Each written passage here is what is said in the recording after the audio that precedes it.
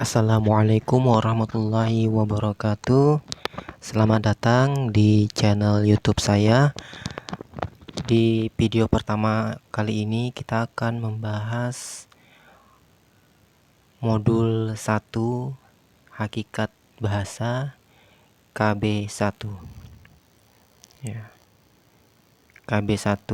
Di KB1 ini kita akan belajar tentang hakikat bahasa, sifat-sifat bahasa, kemudian fungsi bahasa, dan juga di KB2 nanti ada materi tentang hubungan keterampilan berbahasa yang satu dengan keterampilan berbahasa yang lain, dan kita nantinya akan mampu memberi contoh cara berbahasa yang baik dan benar.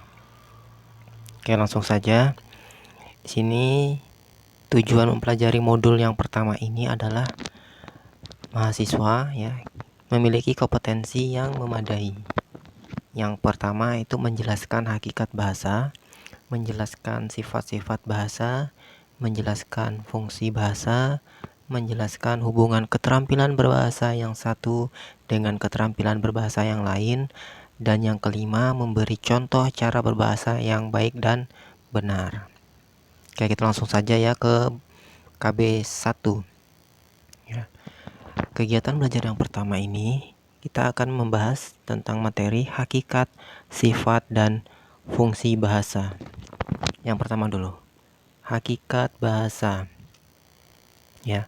Jadi di sini dijelaskan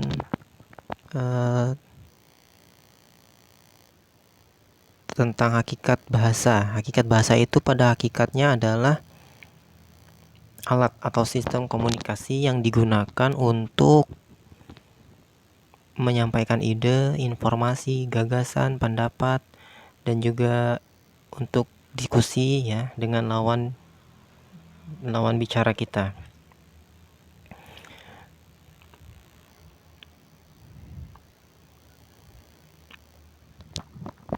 Bahasa itu memiliki ciri-ciri seperti berikut. Ada bahasa hakikatnya adalah bunyi ujar atau lisan yang berwujud lambang. Kemudian yang kedua, bahasa memiliki sistem. Dan yang ketiga, bahasa itu bermakna. Dan yang keempat, bahasa memiliki fungsi. Oke, yang pertama dulu, pada hakikatnya bahasa adalah bunyi ujar atau lisan.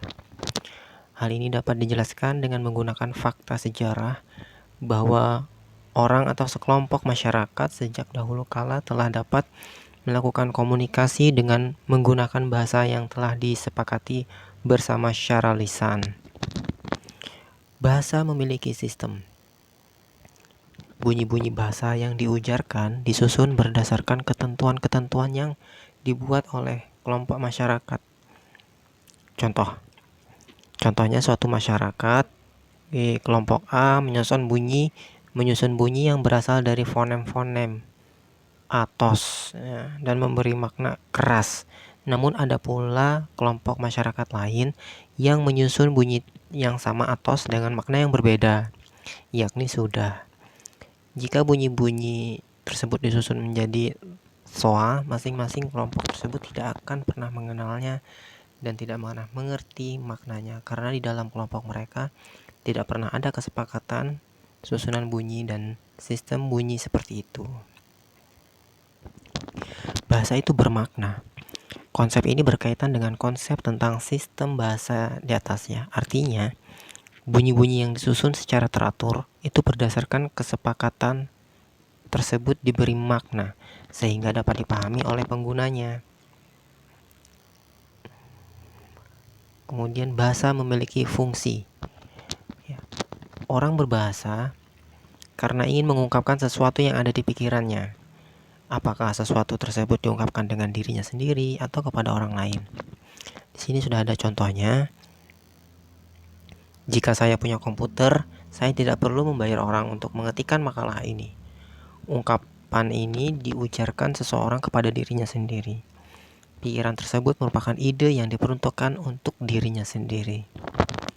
Contoh kedua, Bu, besok di rumah saya ada acara. Tolong siapkan 25 potong ayam goreng dan 25 porsi nasi lalap ya.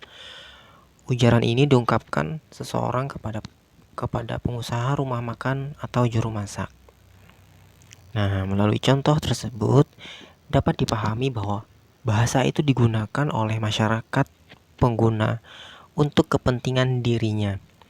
Jika bahasa itu digunakan, maka dapat dipastikan bahwa bahasa adalah alat komunikasi baik untuk diri sendiri maupun untuk berinteraksi dengan orang lain. Nah, itu ya hakikat bahasa ya. Kemudian yang kedua ada sifat-sifat bahasa. Pada hakikatnya bahasa adalah bunyi ya. Bunyi memiliki kandungan irama dan tempo. Kedua unsur tersebut merupakan unsur pokok di dalam seni. Oleh sebab itu, bahasa memiliki sifat estetis atau indah. Itu yang pertama ya, indah. Kemudian yang kedua adalah bersifat manusiawi ya. Kenapa dibilang berkenaan dengan manusiawi? Karena bahasa adalah yang diujarkan oleh penggunanya, yaitu manusia itu sendiri, ya, dan dapat dikembangkan oleh manusia itu sendiri. Itulah kenapa sifat bahasa yang kedua disebut bahasa. Bahasa bersifat manusiawi. Selanjutnya, manusia adalah makhluk yang berakal budi. Dengan akal budinya, manusia dapat berubah-ubah susunan bunyi-bunyi bahasa tersebut menjadi bunyi bahasa yang berbeda-beda. Perbedaan bunyi-bunyi itu membuat bahasa menjadi produktif. Jadi, selain manusiawi, bahasa juga memiliki sifat produktif. Kita langsung saja berdasarkan paparan tersebut ya, diketahui bahwa bahasa memiliki bersifat indah, manusiawi, produktif, dinamis, variatif, konvensional, dan arbitrer ya. Nah, ini contohnya. Ya. Yang kedua bahasa manusiawi, bahasa produktif, menghasilkan ya atau memberikan hasil. Maksudnya, dalam bahasa produktif berarti mampu menghasilkan secara terus-menerus dan akan dipakai secara teratur untuk membentuk unsur-unsur baru. Bahasa memiliki unsur-unsur, salah satunya adalah fonem. Ya, fonem, misalnya fonem ini mampu membentuk banyak kata dengan cara bekerja sama dengan fonem-fonem lain. Seperti kata ada, apa, aba, abu, acak, acar, acara, dan lain-lain.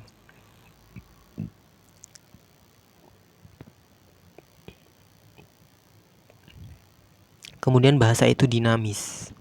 Sejalan dengan sifat manusiawi pada bahasa, sifat dinamis pada bahasa mengikuti sifat manusia yang selalu potensial berubah. Ya, akibatnya tidak jarang unsur-unsur satu bahasa mengalami perubahan.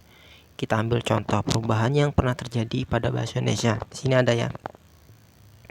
Contohnya soera baja ya. Kemudian akan berubah menjadi Surabaja, lalu berubah lagi menjadi Surabaya. Nah, itu sifatnya dinamis. Bahasa bersifat dinamis, berubah-ubah. Perubahan dalam bahasa dapat terjadi pada semua tataran, baik pada tataran fonologi, morfologi, sintaksis, maupun semantik dan kosakata, baik yang muncul dari sumber internal, yaitu kosakata yang berasal dari bahasa daerah, maupun muncul dari sumber eksternal, yaitu kosakata yang berasal dari bahasa asing.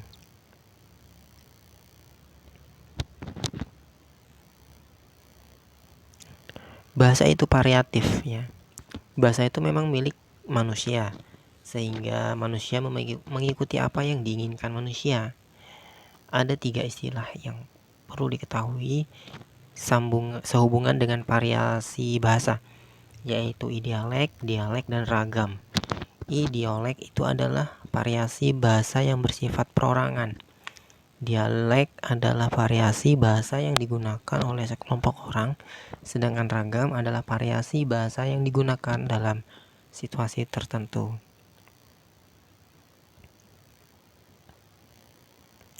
Bahasa itu konvensional. Konvensi berarti sepakat atau kesepakatan. Bahasa dibentuk berdasarkan kesepakatan komunitas penggunanya. Contohnya fonem vokal U. Jika berdistribusi pada silaba terbuka tanpa konsonan penutup pada suku kata akhir kata, misalnya pada kata kartu atau bantu, tetapi terrealisasi menjadi U. Jika berdistribusi pada suku akhir kata yang tertutup oleh konsonan, misalnya pada kata daun dan kebun. Bahasa itu arbitrer. Sifat konvensional para pengguna bahasa menimbulkan sifat arbitrer. Pada bahasa, arbitrer bermakna sewenang-wenang atau sesuka-sukanya, sehingga tidak dapat dijelaskan berdasarkan pertimbangan logika dan nalar. Dengan sifat arbitrer itu tidak ada kaitan antara bunyi kata dengan benda-benda yang dibahasai atau antara lambang bunyi yang dilambangkan. Misalnya, masyarakat Jawa menyebut watu atau benda keras yang terdapat di alam atau biasanya terdapat di sungai. Tetapi komunitas bahasa Inggris menyebutnya dengan stone, ya. Penyebutan watu atau stone tersebut tidak didasari oleh suatu apapun. Komunitas bahasa Arab menyebutnya dengan lambang yang lain lagi, yakni hajar, ya, gitu. Fungsi bahasa, ya, banyak sekali ya sini ya menurut para ahli. Yang pertama, Aristoteles dalam Sumarsono itu menyatakan bahasa adalah alat untuk mengungkapkan pikiran dan perasaan manusia. Kita langsung saja ke Halliday, ya, itu mengemukakan 7 fungsi bahasa. Yang pertama sebagai instrumental, yaitu instrumental itu adalah alat ya yang digunakan untuk memperoleh kebutuhan fisik. Kemudian regulatori untuk mengendalikan atau mengontrol orang lain. Interaksional digunakan untuk berhubungan dengan orang lain. Personal digunakan untuk mengungkapkan diri. Heuristik digunakan untuk mengungkapkan dunia di sekitarnya atau mengutarakan pengalaman. Imajinatif digunakan untuk mencipta, dan informatif digunakan untuk mengkomunikasikan informasi baru.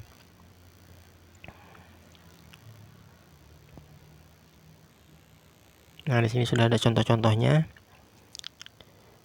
Untuk memperoleh kebutuhan, misalnya saya mau makan, gitu kan. Bahasa berfungsi untuk mengontrol, untuk ayo cuci dulu tangannya baru makan. Bahasa berfungsi untuk berhubungan atau bergaul, ya. Selamat pagi, apa kabar, contohnya. Untuk mengungkapkan diri, misalnya, ya, nama saya, perkenalkan, nama saya Eki, saya tinggal di Jalan Jamblang, saya bekerja sebagai kurir, misalnya, dan seterusnya. Itu untuk mengungkapkan diri. Bahasa berfungsi untuk mengungkapkan dunia di sekitarnya atau pengalamannya, itu yang disebut dengan heuristik ya tadi ya. Ya, dengan bahasa orang menceritakan peristiwa atau kejadian-kejadian yang pernah dialami di masa lalu, masa kini, di berbagai situasi dan lingkungan yang berbeda. Kemudian yang keenam, berfungsi untuk mencipta, yang imajinatif tadi ya maksudnya ya. Orang dapat memanfaatkan bahasa untuk mencipta, dapat berupa ide-ide kreatif atau berupa karya sastra. Kemudian bahasa berfungsi untuk mengkomunikasikan informasi baru. Ya, dengan bahasa orang dapat saling memberi informasi, bertukar pendapat, atau diskusi. Ya. Nah, ini ya, ada tugas, ada latihan untuk memperdalam pemahaman mengenai materi. Yang pertama, jelaskan tentang hakikat bahasa. Ya, tadi ya sudah kita bahas ya, bahwa hakikat bahasa itu pada hakikatnya adalah alat komunikasi ya, yang digunakan untuk mengungkapkan ide, kemudian informasi, gagasan, pendapat, ataupun digunakan untuk diskusi, bertukar pendapat gitu ya. Kemudian yang kedua, berikan contoh-contoh sifat bahasa berikut ini. Indah. Indah ini kan sifat bahasa itu adalah indah. Indah itu berarti bahasa itu indah gitu ya. Seperti contohnya pantun, sastra, kemudian puisi itu kan indah ya. Contohnya, contoh pantun. Contohnya tadi, kalau ada sumur di ladang boleh kita menumpang mandi ya. Kalau ada umur kita panjang boleh kita berjumpa lagi. Nah, itu contoh sifat bahasa indah. Kemudian yang kedua, dinamis. Dinamis ini adalah berubah-ubah ya. Contohnya seperti tadi, Sorabaja menjadi Soerabaja, kemudian di EYD atau di ejaan yang telah disempurnakan itu menjadi Surabaya. Arbitrer ini dia maksudnya adalah sesuka-sukanya. Sekelompok A misalnya katakanlah negara Indonesia itu mengatakan batu itu adalah suatu benda keras yang terdapat di pantai misalnya kan. Nah, kemudian di negara lain, di negara Inggris misalnya, menyebut benda tersebut benda yang sama dengan bahasa yang berbeda ya. Misalnya stone. Nah, di kelompok lain masyarakat Arab misalnya menyebutnya bukan batu, bukan stone, tetapi hajar gitu ya. Itu arbitrer, suka-sukanya. Yang D, produktif. Sifat produktif bahasa ini tadi apa ya contohnya ya? Produktif, kita lihat dulu pembahasannya. Arbitrer, produktif ada nggak? Ada di nomor, nah ini dia. Nah, ini produktif itu kan bermakna menghasilkan, memberi hasil ya. Contohnya di sini kelompok fonem buat. Oh ya, ini buat. Kelompok fonem tersebut dapat membentuk kata buat, baut, buta, tabu, batu, tuba. Oke, kalau contoh yang lain apa ya? Cinta, cicit, buat, baut, buta, tabu, batu, tuba. Kelompok fonem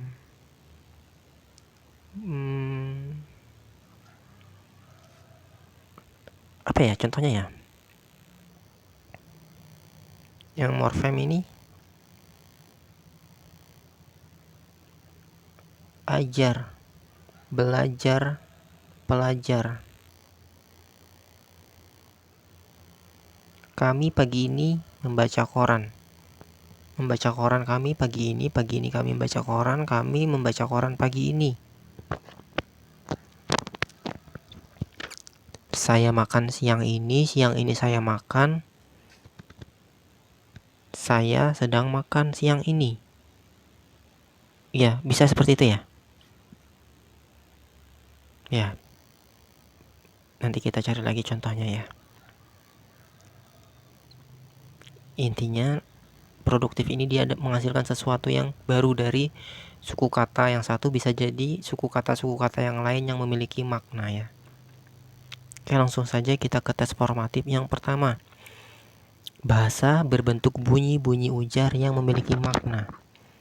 Berdasarkan pernyataan tersebut dapat dipastikan bahwa pada hakikatnya bahasa adalah, nah di sini sudah ada kata kuncinya, bunyi-bunyi ujar yang memiliki makna. Di situ kan berarti apa? Lisan ya, jawabannya A, karena nggak mungkin tulisan, bentuk gambar itu nggak mungkin, jawabannya A ya, lisan. Kemudian yang kedua, bahasa adalah kumpulan bunyi-bunyi yang tersusun secara teratur sehingga menimbulkan makna. Pernyataan tersebut menjelaskan bahwa